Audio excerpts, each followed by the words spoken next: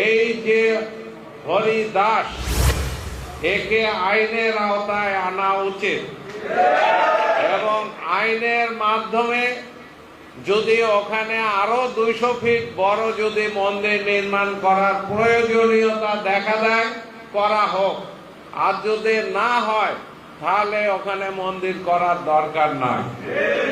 আমার বাংলাদেশে এই জায়গায় তিনি তো তার যে স্টাইল, আমি তাকে কোনোদিন দেখি নাই, তার সঙ্গে কথা বলিনি, কিন্তু আমি তো দেখি সে তো সব সময় তার চিন্তা চেতনা ছিল বাণিজ্যিক। ওখানে যে জিনিসটা তৈরি করেছে ওটা একটা রিসোর্ট, সেই রিসোর্ট থেকে তিনি আজ এই ধর্ম ব্যবসার সঙ্গে তিনি জড়িত হয়ে গেছেন এবং এই ব্যবসায় তিনি বড় একটা মার্কেট পেয়েছেন। এবং আমাদের কোমলমতি মানুষ যারা আমরা হিন্দু ধর্মের মানুষজন অনেকেই ওখানে তাদের প্রতি আমরা আমাদের আনুগত্য প্রকাশ করেছি।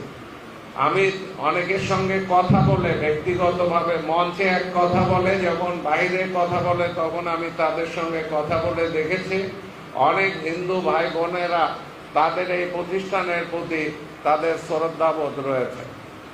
তারা অন্তরে অন্তরে